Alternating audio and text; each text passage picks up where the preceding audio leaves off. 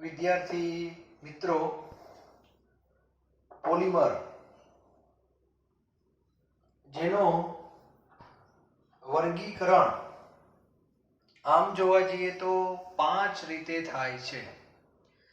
એમાંથી 2 રીતો આપણે જોઈ. એક સ્ત્રોત એટલે એ પોલિમર આપણી સમક્ષ કઈ રીતે આવે છે. તો એમાં મુખ્ય 3 પ્રકાર આપણે જોયા. જેમાં પહેલો પ્રકાર કુદરતી, બીજો અર્ધ સંશ્લેષિત અને ત્રીજો સંશ્લેષિત. ત્રણેય વચ્ચે શું તફાવત છે એ પણ વાત કરી. કુદરતી 100% ગોડ ગિફ્ટેડ એવું કહી શકાય. અર્ધ સંશ્લેષિત 50-50, 50% ભગવાનનો ફાળો, 50% કાળા માથાના માનવીનો ફાળો. અને સંશ્લેષિત જે છે એ 100% આપણો ફાળો. બરાબર? દરેકના મેં ઉદાહરણો પણ આપેલા છે. ત્યારબાદ પોલિમર નું બંધારણ કેવું છે એના માટે આ લોકોએ એક્સરે પસાર કર્યા હશે, ચિત્ર જોયું હશે કે અણુઓ કેવા પ્રકારના છે. તો એમાં 3 પ્રકારની વેરાયટી છે. પહેલી વેરાયટીમાં અણુઓ માત્ર લાંબી શૃંખલામાં જ હોય, એમાં વચ્ચે ક્યાંય શાખાઓ હોતી નથી, જેને રેખીય પોલિમર કહેવાય. એટલે જે પોલિમરમાં બધા અણુઓ આવા હોય એ પોલિમરને રેખીય કહેવાય. શાખીયમાં શૃંખલાની સાથે સાથે અણુની અંદર વચ્ચે શાખાઓ પણ હોય, એને શાખીય પોલિમર કહેવાય. એટલે દરેક પોલિમરની આગળ અણુ કેવો છે એના આધારે નામ આપેલા છે.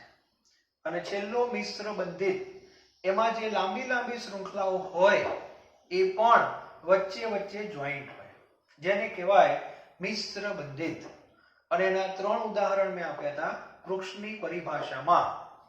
જેમ કે અમુક વૃક્ષ એવા હોય કે જેમાં શાખાઓ હોય જ નહીં, માત્ર થડ જ હોય, એ બધા રેખીય ગણવાના. બરાબર? સામાન્ય વૃક્ષ જે શાખાઓ ડાળીઓ આપણે હોય છે એ શાખીય કહેવાય. આખું જંગલ એ પ્રકારનું હોય. અને છેલ્લું એક્ઝામ્પલ મિશ્ર બંધિતમાં મેં કબીરવડનું આપ્યું હતું.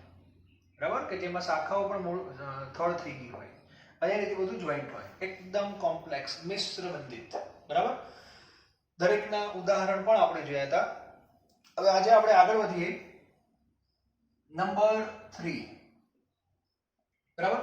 પોલિમરાઇઝેશન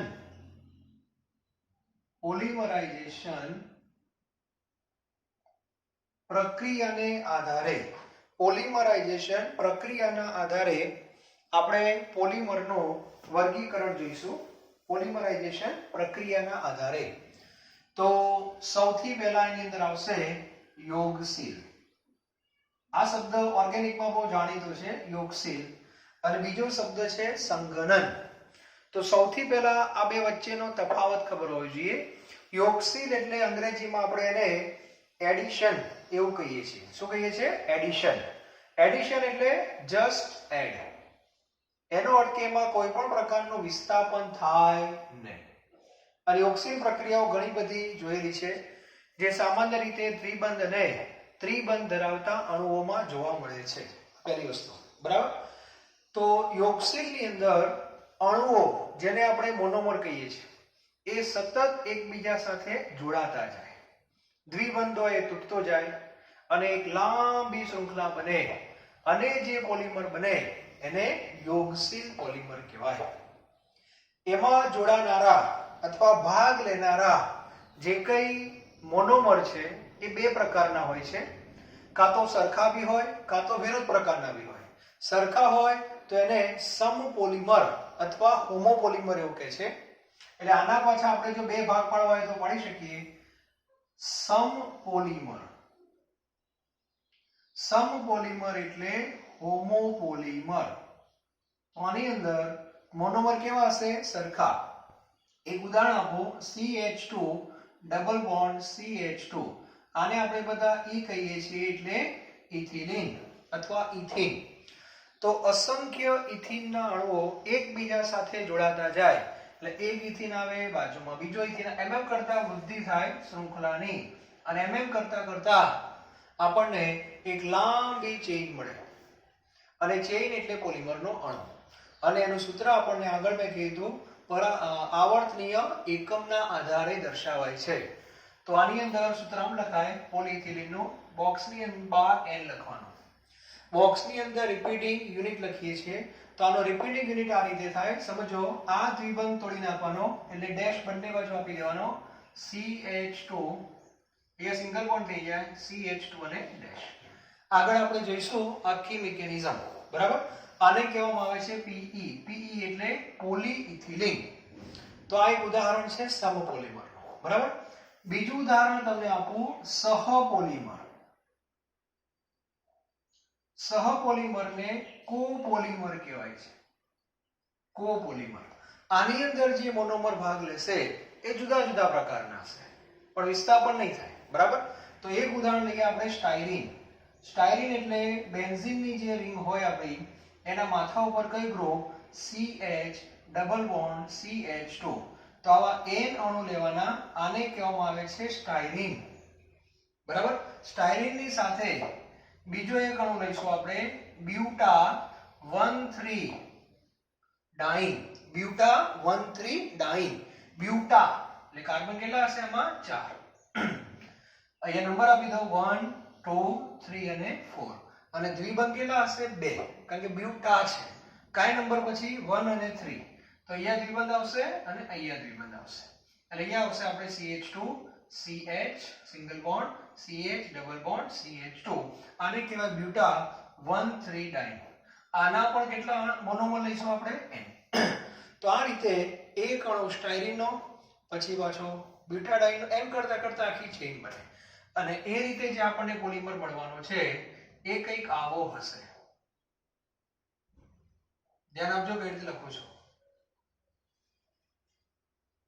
જોડાણ કઈ રીતે થશે તો આ જે કાર્બન છે અને આ કાર્બન આ બંને અહીંયા જોઈન્ટ થવાના છે. નક્કી થઈ ગયું. હવે આ બે જોઈન્ટ થાય એટલે સીધી આ દ્વિબંધને અસર થાય કે ના થાય એટલે આ દ્વિબંધ અને આ દ્વિબંધ તૂટી જવાનો એટલે આ દ્વિબંધ સીધો આ બધું શિફ્ટ થઈ જાય. શિફ્ટ એટલે આ બાજુ ડેશ થઈ જાય એટલે આ રીતે લખશું આપણે CH. આ ડેશ થઈ ગયો, ચલો આ CH આ બાજુ આવી ગયો, અહીંયા સિંગલ બંધ થઈ જશે એટલે અહીંયા આવશે CH2. ચલો હવે આ કાર્બન આની સાથે જોઈન્ટ થાય છે બંધ દ્વારા એટલે અહીંયા પાછો CH2 આવશે. હવે જેવો આ બંધ જોઈન્ટ થઈ જશે તો આ જે બંધ છે એ આ બધું શિફ્ટ થાય કારણ કાર્બનની વેલેન્સી 5 થઈ જાય તો આ પાઈ બંધ અહીંયા શિફ્ટ થઈ જાય. જેવો આ બાજુ શિફ્ટ ડબલ બોન્ડ થઈ જાય તો આ ડબલ બોન્ડ આમ જતો રહે આમ એટલે ડેશ એટલે અહીંયા થશે ડબલ બોન્ડ. ધ્યાન રાખજો ખાસ CH ડબલ બોન્ડ CH. અહીંયા single bond CH double bond CH single bond અહીંયા લખું છું સિંગલ બોન્ડ CH2 અહીંયા ડેશ. આ રીતે આખી પ્રક્રિયા ચાલશે. આને કહેવાય છે સ્ટાયરીન બ્યુટાડાઇન રબર એટલે આને કહેવાય છે બ્યુના S. બ્યુના S. તો આ બંને ઉદાહરણ મેં તમને આપ્યા યોગશીલ પોલિમર છે. એના બે પ્રકાર સમપોલિમર અને સહપોલિમર. સમજવાની વસ્તુ એ છે કે આની અંદર કોઈ પણ અણુનો વિસ્થાપન થતું નથી, બરાબર છે. ચાલો હવે આપણે બીજો પ્રકાર લઈએ સંઘનન. આ વાત કોની થઈ? યોગશીલ. યોગશીલ એટલે યોગ. યોગ એટલે માત્ર જોડાવું. બાબા રામદેવ જે છે એમના યોગની વાત નથી, હા બરાબર. આ યોગ છે આપણે મેથ્સમાં જે યોગ ગણ આવે એની વાત છે, બરાબર. ચાલો એના પછી નંબર 2 બીજા નંબરની અંદર આવશે સંઘનન. સંઘનનમાં જોડાવાની પ્રક્રિયાની સાથે સાથે વિસ્થાપનની પ્રક્રિયા પણ થાય છે અને સંઘનન શબ્દ તમે સાંભળજો ઓર્ગેનિકમાં બહુ આવશે જેમાં સામાન્ય રીતે પાણીના અણુઓ મિથેનોલ ઇથેનોલ એમોનિયા આવા બધા અણુઓનું વિસ્થાપન થતું હોય છે. સાથે સાથે જોડાવાની સાથે સાથે આવી પ્રક્રિયાને સંઘનન કહેવાય. એનું પણ એક ઉદાહરણ તમને આપી દઉં અત્યારથી જ. આ બધું આપણે ફરીથી તો ભણવાનું જ છે પણ ફરીથી એકવાર આપણે જોઈ લો, ખ્યાલ આવી જાય. નાયલોન 66 આ એક પ્રકારનો ફાઈબર છે. ફાઈબર એટલે રેસા. તો નાયલોન 66 કઈ રીતે બને તેના માટેનો એક મોનોમર છે HMDA. HMDA થી ફેમસ છે. HMD એટલે હેક્ઝામિથિલિન. મિથિલિન મિથિલિન એટલે શું બધાને ખબર હોવી જોઈએ? CH4 ને મીથેન કહેવાય. CH4 ને શું કહેવાય? મીથેન. એમાંથી એક H કાઢો તો CH3 થઈ જાય. ક્રિયાશીલ સમૂહ એને આપણે મિથાઇલ કહીએ છીએ. હજુ એમાંથી એક H કાઢો તો CH2 થાય અને CH2 જે છે આને કહેવાય છે મિથિલિન. તો CH2 આવા કેટલા મૂકવાના? વચ્ચે 6. હેક્ઝામિથિલિન. બરાબર. ડાયઅમાઇન. ડાયઅમાઇન એટલે એની બંને બાજુ ક્રિયાશીલ સમૂહ છે. આને દ્વિસંયોજક અથવા બાયફંક્શનલ એવું કહેવામાં આવે છે. સામાન્ય રીતે સંઘનનની પ્રક્રિયાઓ એવા મોનોમરમાં થતી હોય છે જેમની પાસે 2 અથવા 3 છેડા ઉપર ક્રિયાશીલ સમૂહ હોય. એટલે અંગ્રેજીમાં બાયફંક્શનલ અને ટ્રાયફંક્શનલ એવું બી કહેવામાં આવે છે. ઓકે, તો આના કેટલા અણુ લેવાના? n. તો આ થઈ ગયો આપણો HMDA, હેક્ઝામિથિલિન ડાયઅમાઇન. બહુ સરળ છે યાદ રાખવાની ટેકનિક બધી. પોલિમરમાં ટેકનિક યાદ રાખવાની છે બસ. બંધારણ બહુ મોટા હશે પણ બહુ ગભરાવાની જરૂર નથી. બરાબર. ત્યાર પછી આની અંદર એક બીજો મોનોમર આવશે જેનું નામ છે એડિપિક એસિડ. અને IUPAC નામ બહુ આમાં ચાલતા નથી, ખાસ કરીને કોમન નામથી વધારે ફેમસ છે. એડિપિક ની અંદર યાદ રાખવાનું CH2 અહીં કેટલા લીધા તમે? 6. તો અહીંયા લઈ લેવાના 4. બરાબર. અને છેડા ઉપર એસિડ છે એટલે સ્વાભાવિક છે કયો સમૂહ હોય? COOH. તો એ સમૂહ અહીંયા તમે મૂકી શકો છો, COOH. તો આના પણ કેટલા અણુ તમારે લેવાના છે? n. ખ્યાલ આવી ગયો? અને આ બંને મોનોમર વચ્ચે પ્રક્રિયા થવાની અને એ જે પ્રક્રિયા થશે એમાંથી પાણીના અણુઓ દૂર થાય છે. તો વ્યાપક રીતે કેટલા દૂર થતા હશે? NH2. હવે H2 એટલે H અને OH. તો પ્રશ્ન છે H ક્યાંથી જતો હશે અને OH ક્યાંથી જતો હશે? તો શરૂઆત આપણે જો કરીએ, ધારો કે આ છે, એની પાછળ આ જોઈન્ટ થાય છે. બરાબર. તો અહીંથી કોણ જતું રહે છે? OH. બરાબર. અને અહીંથી કોણ જતું રહે? H. એટલે H2 થયું. પછી આ જ્યારે જોઈન્ટ થાય તો આની પાછળ કયો સમૂહ આવતો હશે? આ. બરાબર. તો અહીંથી પાછું શું જતું હશે? OH જતું હશે. અને આની આગળથી પાછો H જતો હશે. એમ જ્યાં જ્યાં જોઈન્ટ થાય ત્યાંથી પાણીનો અણુ સતત નીકળી જાય અને છેલ્લે લાંબી શૃંખલા બનતી જાય અને છેલ્લે તમારે આનું જે સૂત્ર લખવાનું છે એ તો કયા સ્વરૂપમાં લખવાનું છે? Repeating unit. એટલે આવર્તનીય એકમને આધારે. તો આનો રિપીટિંગ યુનિટ જ્યારે લખો ત્યારે આનું પણ મહત્વ દેખાવું જોઈએ, આનું પણ દેખાવું જોઈએ. તો આનો રિપીટિંગ યુનિટ આ રીતે લખાય છે. અહીંથી ચાલુ કરવાનું. અહીંયા ડેશ આવી ગયો. ચાલો, એક તો જતો રહ્યો હશે, લઈશું હશે NH, પછી CH2 6, પછી ફરીથી પાછું NH. અને આનું જોડાણ આની સાથે થઈ જવાનું છે. એટલે NH C double bond O, CH2 4 અને ફરીથી C ડબલ બોન્ડ O અને અહીંયા પાછું થઈ જશે ડેશ. આને કહેવાય છે નાયલોન 6-6. 2 છગડા બતાવે છે કાર્બનની સંખ્યા. તો આ જે વિભાગ છે એ પહેલા મોનોમરનો છે. બરાબર છે? સોરી, આટલો વિભાગ. હા. તો આમાં કેટલા કાર્બન થયા? 6 કાર્બન. અને આ વિભાગ જે છે એ બીજા મોનોમરનો છે. તો આમાં પણ કેટલા કાર્બન છે? 6. 4 આ, 5 અને 6. એ રીતે આનું નામ નાયલોન 6-6 એવું આપેલું છે. તો આ પોલિમર ને તમે કોપોલિમર કહી શકો છો. પ્રક્રિયા માત્ર જોડાવાની થઈ છે પણ પાણી જેવા અણુઓનું પણ વિસ્થાપન થાય છે. બરાબર છે? તો કોઈ પણ પોલિમરને યોગશીલ અથવા સંઘનન એમાંથી કોઈ પણ એક નામ તમે આપી શકો છો. ક્લિયર? ઓકે. તો વર્ગીકરણનો ત્રીજો પ્રકાર પૂરો થયો. શેના આધારે? પોલિમરાઇઝેશન જે છે એ પ્રક્રિયાને આધારે કે પ્રક્રિયા દરમિયાન શું થાય છે. બરાબર. હવે જે વર્ગીકરણનો પ્રકાર છે એ મોસ્ટ IMP છે. એમાં સૌથી પહેલા હવે જે હું ચોથો પ્રકાર લેવા જઉં છું એ શેના આધારે?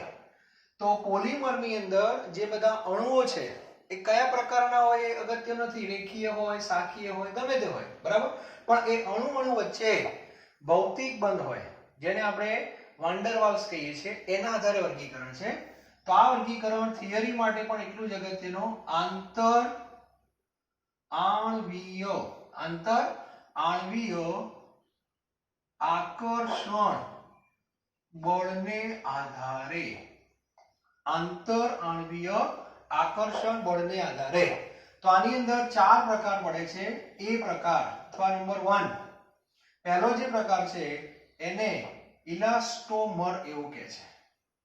પહેલા પ્રકારને શું કહે છે? ઇલાસ્ટોમર. ઇલાસ્ટોમર એટલે ઇલાસ્ટિસિટી ની જે આપણે પ્રોપર્ટી કહીએ છીએ તે. આની અંદર એવું કહે છે કે બધા અણુઓ આ ટાઈપના હશે, રેખીય. નંબર 1, બધા અણુ કેવા હશે? રેખીય. અને અણુની વચ્ચે નિર્બળ કઈ બળ હોય? વાન્ડરવાલ્સ હોય. ખરું, વાન્ડરવાલ્સ નિર્બળ છે ને આપણને ખબર છે.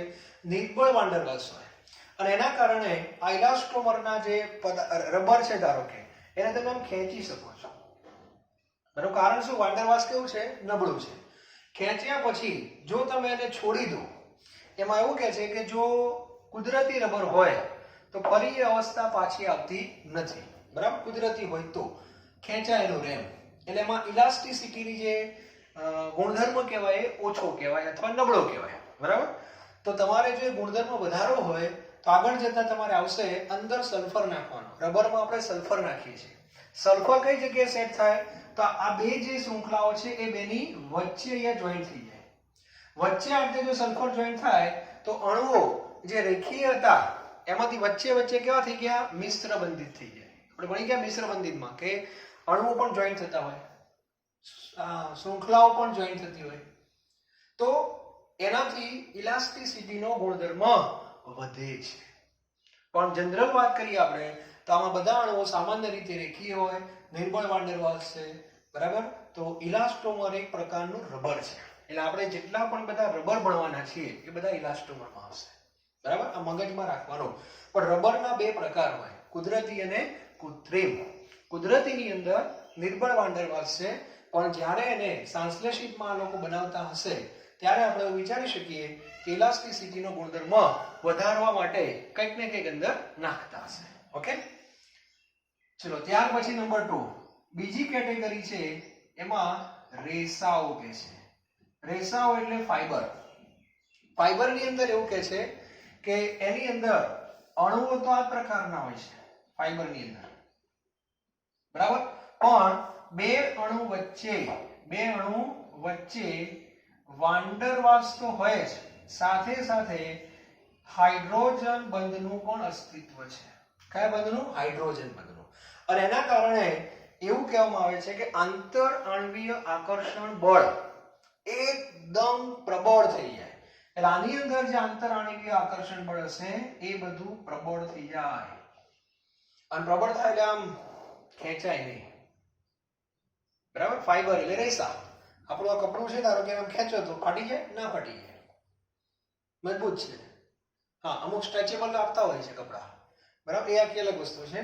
પણ રેસા જે આપણે ટેરેલિન, નાયલોન આ બધું જે બોલીએ છીએ એમાં વાન્ડરવાલ્સ નહીં બોલવાનું, આંતર આણ્વીય આકર્ષણ બળ બોલવાનું. બરાબર? અને આંતર આણ્વીય આકર્ષણ બળ ખૂબ મજબૂત છે. આની સાપેક્ષમાં તો ઘણું બધું. બરાબર? એટલે આ રેસાઓની અંદર આવું યાદ રાખજો, એકદમ પ્રબળ અને આ નિર્બળ. એના પછી ત્રીજી કેટેગરી તમને કહી દઉં. ત્રીજી કેટેગરીને થર્મોપ્લાસ્ટિક એવું કહે છે. ત્રીજી કેટેગરીને થર્મોપ્લાસ્ટિક. તો આની અંદર જે અણુઓ છે એ આ ટાઈપના છે. હા, હવે ખ્યાલ આવી ગયો. અણુ કેવા હશે? કહો, શાખીય. યસ, આની અંદર બધા અણુ શાખીય છે. બરાબર? અને જેટલા પણ તમે પ્લાસ્ટિક નામ સાંભળેલા છે, બકેટ ને આ બધું પ્લાસ્ટિક જે બોલાય છે, બરાબર, એ બધું આમાં આવે. ટૂંકમાં મોટા ભાગના એવું કહી શકાય કે પી ટાઈપ વાળા. હવે આ પી ટાઈપ કહો એટલે તમારે સમજી લેવાનું કે જેની આગળ પી આવતું હોય, પીવીસી, પોલીઇથિલિન, પોલીસ્ટાયરીન, પીટીએફઈ, ઘણા બધા છે. બરાબર? તો એમાં શાખીય બધા અણુઓ હોય છે. અને આમની અંદર જે વાન્ડરવાલ્સ હોય, આમાં જે વાન્ડરવાલ્સ હોય એ ધ્યાન આપજો, ઇલાસ્ટોમર કરતા પ્રબળ. પ્લાસ્ટિક, થર્મોપ્લાસ્ટિક એટલે પ્લાસ્ટિક. બરાબર? અને રેસા કરતા નબળું હોય. સમજાય છે? એટલે થર્મોપ્લાસ્ટિકમાં જે વાન્ડરવાલ્સ હોય છે, આ વાન્ડરવાલ્સ એટલે આ બે અણુ વચ્ચેનું. બરાબર? પણ શાખા થઈ ગઈ એટલે વાન્ડરવાલ્સ થોડું નબળું પડી જાય, પણ આના કરતા પ્રબળ હોય છે. અને આના કરતા નિર્બળ હોય છે. એક આ વસ્તુ પણ તમારા મગજમાં હોવી જોઈએ, બરાબર. અને આની અંદર એવું કે છે, આપણે ભૂતકાળમાં ભણી ગયા કે આને ગરમ કરો તો થોડુંક સોફ્ટ થઈ જાય અને પાછું ઠંડુ પાડો તો પાછું હાર્ડ થઈ જાય. એટલે એનો જે મૂળભૂત ગુણધર્મ છે જાળવી રાખે છે, ગુમાવે નહીં, બરાબર. અને છેલ્લો પ્રકાર આપણે જે આપણું નામ સાંભળેલું બધા, થર્મોસેટિંગ. થર્મોસેટિંગ તો આની અંદર બધા જે અણુ હશે કબીર વડ એટલે મિશ્ર બંધિત. આ મિશ્ર બંધિતથી આખું ગૂંચળું બનાવેલું હોય, બરાબર. એકદમ મજબૂત એવું કહી શકાય. અને એકવાર પદાર્થ સેટ થઈ ગયો પછી પૂરો. એકવાર સેટ થઈ ગયો પછી એમાં કોઈ ફેરફાર થતો નથી અને એને કહેવાય થર્મોસેટિંગ. સેટિંગ એટલે ફિક્સ થઈ ગયો, બરાબર. હવે ચાર જે નામ છે એના ઉપર જ આગળ તમારે બધા પોલિમર ભણવાના છે. હવે વર્ગીકરણની અંદર એક પ્રકાર આપણે જોઈએ મિકેનિઝમ હમણાં. એ પહેલા તમને કહી દઉં કે આપણે આ ચેપ્ટરમાં બધા પોલિમરની બનાવટ, ગુણધર્મો અને ઉપયોગો ભણવાના છે, બરાબર. ટેક્સ્ટબુકમાં બધું આમ આપેલું છે ખરું, આડાવડી આપેલું હશે, ઘણા ભણાવતા પણ આડાવડી હશે, પણ આપણે એવું નથી કરવું. તો પોલિમર જેટલા પણ આપણે ભણશો એના મેં 4 ગ્રુપ પાડ્યા છે અને ચારે 4 ગ્રુપ આના ઉપરથી જ છે. એટલે તરત તમારો ટોપિક ક્લિયર થઈ જશે ઉદાહરણ સાથે, બરાબર. સૌથી પહેલા આપણે ભણવાનું છે પી ટાઈપ વાળા પોલિમર, કે જેની આગળ પી લાગેલું હોય. બધાની બનાવટ આપણે એક સાથે ભણી લઈશું, બરાબર. એટલે ક્લિયર થઈ જશે. એમાં મોટા ભાગે બધા અણુ સાખી જશે એટલે તમને ખ્યાલ પણ આવી જાય, બરાબર. પછી તરત આપણે ભણશું રેસા. આ રેજો રેસાની અંદર આપણા સિલેબસમાં 3 રેસા છે. એક નાયલોન 6 છે, પછી એક નાયલોન 6 છે અને એક છે ટેરેલિન. આ 3 છે, બરાબર. પી ટાઈપમાં કદાચ 5 એક છે, નાના છે, બહુ વધારે હાર્ડ નથી.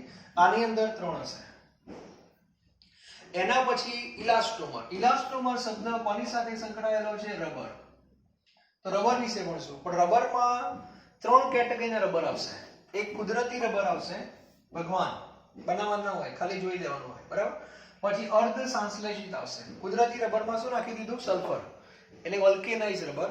અને 100% માનવ સર્જિત રબર, એટલે સંપૂર્ણ સંશ્લેષિત. તો આ રીતે રબર વિશે આપણે ભણશું. પછી અને છેલ્લે આપણે આ ભણશું થર્મોસેટિંગ. થર્મોસેટિંગમાં એમબી યાદ રાખવાનો. ગાંધીનગરમાં એમબી પટેલ સ્કૂલ છે, બરાબર.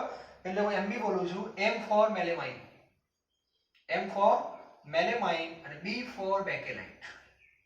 આ બે. અને આ બંને આપણા ઘરે બધાએ મેલેમાઇન અને બેકેલાઇટ શબ્દો સાંભળેલા છે. મેરેજ ફંક્શનમાં જે જમવા માટેની જે ડીશ આપણે લઈએ છીએ એ મેલેમાઇનની હોય છે, બરાબર. અને બેકેલાઇટ એટલે આપણું જે કંઈ સ્વિચ બોર્ડ ને બધું જે છે ઘરે એ બધું બેકેલાઇટમાં ગણાય છે, બરાબર. એટલે આ રીતે હું ભાગ પાડી આપીશ તમને. એટલે એક એક ટોપિક આપણે ભણવાનો. એક દિવસ આપણે બધા પી ટાઈપની બનાવટ ભણી લઈશું, બરાબર છે. એક દિવસ આપણે બધા રેસા ભણી લઈશું. એક દિવસ આપણે રબર ભણશું. એક દિવસ આપણે આ ભણશું. એટલે તમારો કોન્સેપ્ટ ક્લિયર રહેશે. બધા લેક્ચર ક્લિયર થઈ જશે, બરાબર.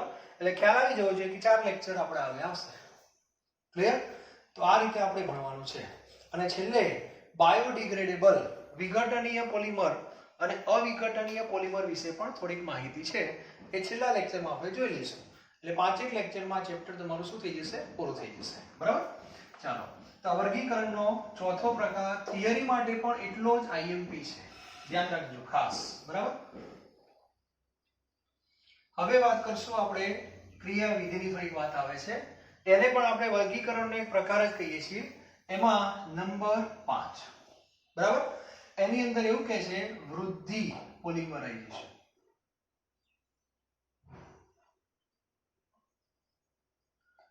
વૃદ્ધિ એટલે ગ્રોથ, ગ્રોથ પોલિમરાઇઝેશન, બરાબર.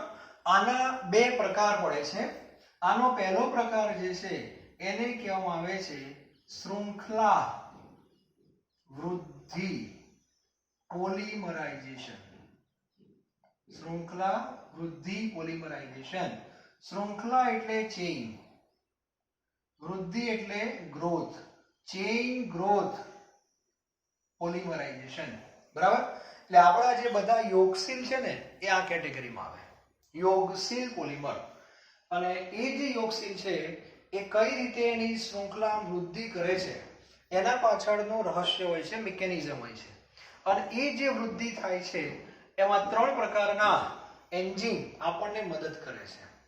પહેલા દિવસે પોલિમર વિશે મેં તમને કહેલું કે એક પ્રકારનું ટ્રેન જ છે, દરેક ટ્રેનમાં એક એન્જિન તો હોય છે, બરાબર. તો આની અંદર જે એન્જિનની પરિભાષા છે એ સમજવાની છે કે એન્જિન કેટલા પ્રકારના હોય છે આની અંદર. તો એન્જિન 3 પ્રકારના હશે. પહેલું એન્જિન આવશે મુક્ત મૂલક, બીજું એન્જિન આવશે C+ અને ત્રીજું આવશે C-. મુક્ત મૂલક એટલે C ડોટ. એટલે શૃંખલા જે આગળ વધશે, યોગશીલ પ્રક્રિયા આગળ વધશે એ C ડોટ થકી આગળ વધશે. આમાં C+ અને આમાં C-. બરાબર. તો એના વિશે ડિટેલમાં બહુ સમજૂતી આપી નથી, પણ આપણા સિલેબસમાં એક મુક્ત મૂલક વિશે તમને સમજાયેલું છે, એટલે તમને થોડો આઈડિયા આવે એટલા માટે, બરાબર. તો આપણે એ ઉદાહરણ જોઈશું. સૌથી પહેલા શૃંખલા વૃદ્ધિ, બીજું જે છે એ તબક્કા વૃદ્ધિ છે. તબક્કા વૃદ્ધિ એટલે સ્ટેપ ગ્રોથ પોલિમરાઇઝેશન, અને શેમાં આવે? સંઘનનમાં આવે, પણ એ તમારા બુકમાં આપેલું નથી, બરાબર. તો સૌથી પહેલા આપણે આના વિશે ચર્ચા કરવાની છે. તો હવે સૌથી પહેલા એન્જિન બનાવવું પડે. કયું એન્જિન? C ડોટ વાળું, મુક્ત મૂલક વાળું એન્જિન. અને દરેક વિદ્યાર્થીને ખબર છે કે સૌથી પહેલા બધાએ નામ સાંભળ્યું છે, પ્રતિમાર્કો બધા ભણી ગયા, બરાબર. એમાં એક શબ્દ હતો બેન્ઝોઇલ પેરોક્સાઇડ, અને આવું કંઈક એનું સૂત્ર હતું C6H5C ડબલ બોન્ડ O. યાદ કરો. તો આવા બધા જે પદાર્થો હોય એ આપણને એન્જિન બનાવવામાં શું કરે? મદદ કરે છે. સાચું કે ખોટું? હા. આને બેન્ઝોઇલ પેરોક્સાઇડ કહેવામાં આવે છે. તો સૌથી પહેલા આપણે ઇથિનમાંથી પોલીઇથિલિન કેમ બને છે એ ભણવાનું છે, અને એમાં કેટલા તબક્કા આવે છે. તો સૌથી પહેલો તબક્કો જે પ્રારંભિક હોય છે, સ્ટેપ 1. સ્ટેપ 1 માં શું થાય ધ્યાન આપજો. સૌથી પહેલા સ્ટેપ 1 ની અંદર આપણો જે અણુ છે, આ બધું તમે ભણી ગયા છો પ્રતિમાર્કોમાં, તમને ખબર છે કે આ કઈ રીતે બન્યું હતું. તો સૌથી પહેલા બેન્ઝોઇલ પેરોક્સાઇડમાં અહીંયાથી વિભાજન થાય. કયું વિભાજન? સમવિભાજન. એટલે અહીંયા એક ઇલેક્ટ્રોન હોય અને અહીંયા એક ઇલેક્ટ્રોન હોય, આ બંને છૂટા પડી જાય. એટલે બંને ઘટકો પોતપોતાના ઇલેક્ટ્રોન લઈને નીકળી જાય, એવું સમજી શકાય, બરાબર. તો આ ભાગ અને આ ભાગ જો તો સરખો નથી, સરખો જ છે. તો સરખો છે એટલે આના 1 મોલ નહીં, હવે શું લખવાના મારે? 2 મોલ લખવાના. તો અહીંથી લખો C6H5C double bond O, oxygen. હવે ઓક્સિજનની પાસે પોતાના 2 જે બંધકારક યુગ્મ હતા એ તો અહીંયા બી હતા, આ તો છે જ, ખ્યાલ આવી ગયો? આ તો ખબર હોવી જોઈએ. હા, પણ આ એક ઇલેક્ટ્રોન જે છે પાછો અહીંયા આવી ગયો, એટલે આ 2 મોલ થઈ ગયા, બંને સરખા જ છે. ફરીથી આમાં સમવિભાજન થાય છે. કઈ જગ્યાએ થાય છે બોલો? ફરી સમવિભાજન અહીંયા થાય છે, અહીંયા આવે છે. અહીંયા સમવિભાજન થાય એટલે એક ઇલેક્ટ્રોન કાર્બનને મળે, એક આ કાર્બનને મળે, બરાબર. તો આ ભાગ તો શું થઈ ગયો? જો તો કાર્બન ડાયોક્સાઇડ થઈ ગયો. કાર્બન ડાયોક્સાઇડ એટલે C ડબલ બોન્ડ O, આ તો છે જ, બરાબર. અને એક ઓક્સિજન CO2, એટલે અહીંયા લખી દો આમ, આમ થઈ જાય. કાર્બન સેન્ટરમાં ડબલ બોન્ડ O આવી ગયું, અને આ ઇલેક્ટ્રોન ને આ ઇલેક્ટ્રોન જોઈન થઈ જાય, બીજો ડબલ બોન્ડ પાછો બની ગયો, એટલે કાર્બન ડાયોક્સાઇડ. તો કાર્બન ડાયોક્સાઇડના 2 મોલ બહાર જતા રહે, બરાબર. અને કાર્બન ડાયોક્સાઇડના 2 મોલ બહાર જતા રહે તો બાકી શું રહે? C6H5 dot. અને આને આપણે શું બોલીએ છીએ? યાદ છે બધાને? ફિનાઇલ મુક્ત મૂલક. આને કહેવાય ફિનાઇલ મુક્ત મૂલક. એટલે સૌથી પહેલા તમારે એન્જિન બનાવવું પડે. યસ, એન્જિન બનાવ્યું આપણે, બરાબર. સંચરણ એવો શબ્દ વપરાય છે, ઇનિશિએશન. હવે આ એન્જિન શું કરે છે ધ્યાન આપજો. હવે આ 2 એન્જિન છે, સમજી લો. આ કેટલા એન્જિન છે? 2 એન્જિન. હું ટ્રેનની જેમ જ વાત કરીશ, જેમ ટ્રેનમાં 2 એન્જિન લગાવે, એક આગળ ને એક પાછળ, એ રીતે, બરાબર. તો આ 2 એન્જિન છે. આ બંને એન્જિન પોતપોતાનું કાર્ય કેવી રીતે કરે છે? હવે પહેલું એન્જિન જે છે C6H5 ડોટ, એ કોની સામે મૂકવાનું? CH2 ડબલ બોન્ડ CH2, એટલે ઇથિન. હવે બધાને ખબર પડી જોઈએ કે ઇથિન તો સ્થાયી છે, તો બીજા ઇથિન સાથે શું કામ જોઈન થાય? આપણા મગજમાં એક વ્યવહારિક પ્રશ્ન આવવો જોઈએ. આપણે આમ સરળતાથી બોલીએ કે ઇથિન ઇથિન જોઈન થાય, પણ ઇથિન ઇથિન શું કામ જોઈન થાય રાસાયણિક બંધથી? મને જવાબ આપો. પાણીનો એક અણુ છે પાણીનો બીજો અણુ છે, આ બે વચ્ચે રાસાયણિક બંધ બને એવું ક્યાં જોયું આપણે? ભૌતિક બરાબર છે પણ રાસાયણિક બંધની વાત છે આમાં, બરાબર? તો એટલા માટે બને છે કે આ એન્જિન જે છે એ આને શું કરે છે? અસ્થાયી કરે છે. કઈ રીતે? તો પોતાની પાસે ડોટ છે કે નહીં, તો આને પણ ડોટમાં રૂપાંતરિત થવા માટે મજબૂર કરશે. અને કઈ રીતે કરશે જુઓ. તો આ બે વચ્ચે પહેલાનું જોડાણ આ રીતે થશે પ્લસ.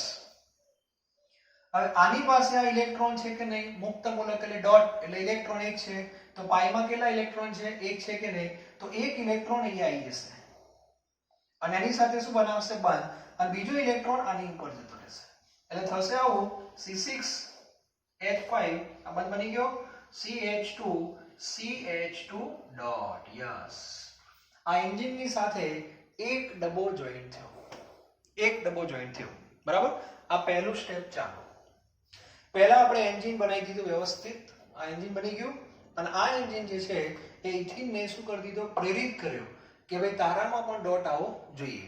એટલે આ હવે કેવું થઈ ગયું? બધું અસ્થાયી થઈ ગયું. અને અસ્થાયી હોય સ્થાયી થવા શું કરે? પ્રયત્ન કરે. તો હવે ધ્યાન આપજો શું થાય છે. હવે ધીરે ધીરે હવે બીજું સ્ટેપ આવશે.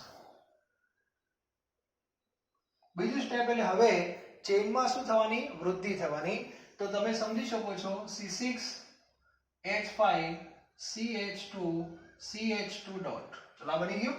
હવે આની સાથે બીજો ઇથિન અહીંયા આવે CH2 ડબલ બોન્ડ CH2. શું થાય બોલો? ફરીથી આ પાઈનો એક ઇલેક્ટ્રોન પાછો આના ઉપર આવે, એક ઇલેક્ટ્રોન આમ જતો રહે એટલે આ બે વચ્ચે શું બની ગયો? બંધ બની ગયો. પાછો એક ડોટ આવી ગયો. એમ કરતા કરતા C6H5 CH2 ડોટ થઈ ગયો. તો એન્જિનની પાછળ કેટલા ડબ્બા થઈ ગયા? બે ડબ્બા. આ પહેલો ના બીજો. એમ કરતા કરતા ચેન આગળ વધે, બરાબર? આગળ તમે આને લઈ જશો તો C6H5 CH2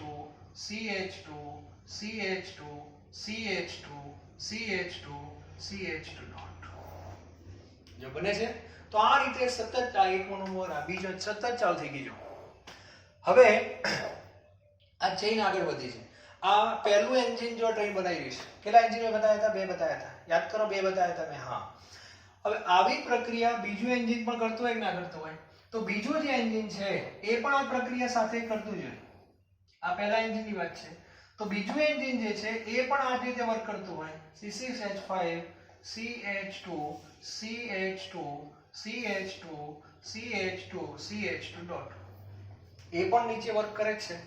અમુક સમય પછી બંને એન્જિનને એવું લાગે કે આપણી પાછળ ડબ્બાઓની સંખ્યા સારી એવી જોડાઈ ગઈ છે, બરાબર? એટલે તરત જ શું થાય છે? સ્ટેપ 3.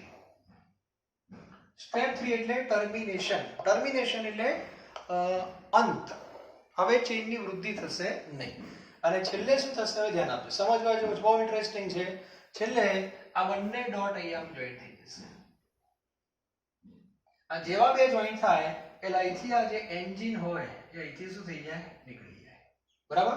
અને આવો એક જોરદાર પોલિમર બને. CH2 1 2 3 4 5 6 1 2 3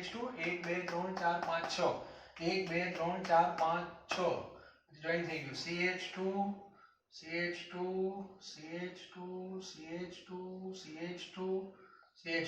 3 4 5 6 12 થયા ને? 3 4 5 6 7 8 9 10 11 અને 12 આ રીતે બને. આ એક મોટો પોલીઇથિલિનનો એક અણુ બન્યો. આ એક બન્યો કહેવાય. ફરી પાછા જે બે એન્જિન છૂટા પડ્યા એ પાછા નાટક ફરી ચાલુ થાય. તો આ રીતે પોલીઇથિલિનનો બીજો અણુ, ત્રીજો અણુ, એ રીતે પ્રક્રિયા સતત ચાલતી રહે, બરાબર? તો આ જે છે મિકેનિઝમ એ મુક્ત મૂલક કહેવાય.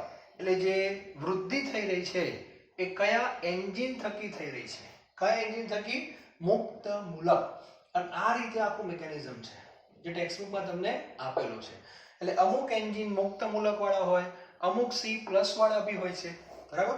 અમુક C+ થી પણ આગળ વધતું હોય. ટેક્સ્ટબુકમાં આપેલું નથી, પણ તમારે થોડુંક સમજવું હોય તો સમજી શકાય. ધારો કે આ એક મોનોમર છે, બરાબર? હવે એની સાથે આપણે એસિડ નાખીએ, એસિડમાંથી કોણ આવે H+. હવે H+ ની પાસે તો ઇલેક્ટ્રોન છે નહીં, બરાબર છે.